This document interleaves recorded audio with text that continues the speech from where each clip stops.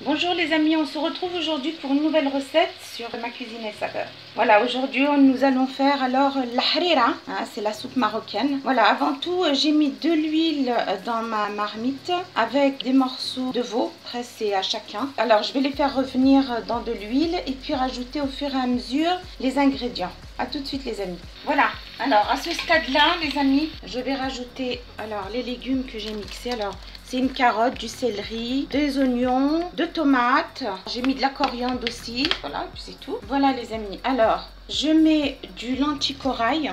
Voilà, que j'ai rincé. À ce stade-là, on devrait mettre des pois chiches, mais j'en ai pas aujourd'hui. Si vous voulez en mettre, ou il y a des gens qui n'aiment pas. Voilà, chacun à sa façon. Alors, je vais commencer à introduire les épices. Je vais mettre une cuillère de ras el hanout, les épices marocaines. Je vais mettre une cuillère de paprika doux. Voilà. Je vais mettre un petit peu de cumin. Pareil, je vais mettre un petit peu de piment fort. Voilà. Je vais mettre 2 cuillères à soupe de concentré de tomates. Et je vais mettre du sel.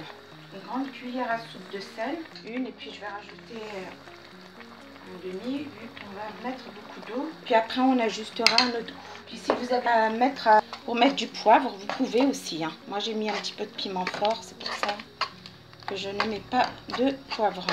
Voilà, on va se revenir quelques minutes et on va rajouter notre eau. A tout de suite les amis. Voilà, à ce stade-là les amis, on va rajouter de l'eau bouillante, au moins 1 litre à 1 litre et demi, comme c'est une soupe.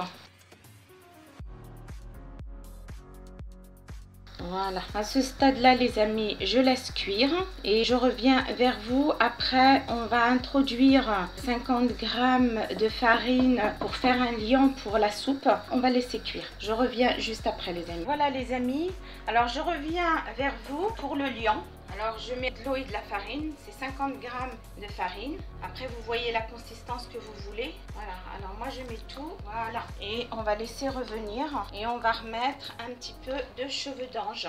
Voilà, alors on voit que la soupe, il faut laisser cuire un petit peu la farine bien sûr. Là on va remettre un petit peu de cheveux d'ange et je reviens vers vous les amis. Voilà les amis, la consistance que vous devez avoir pour votre soupe. C'est ni épais ni trop liquide. Alors les amis, si vous avez aimé la recette, veuillez vous abonner, liker, partager, commenter. Merci beaucoup. Au revoir.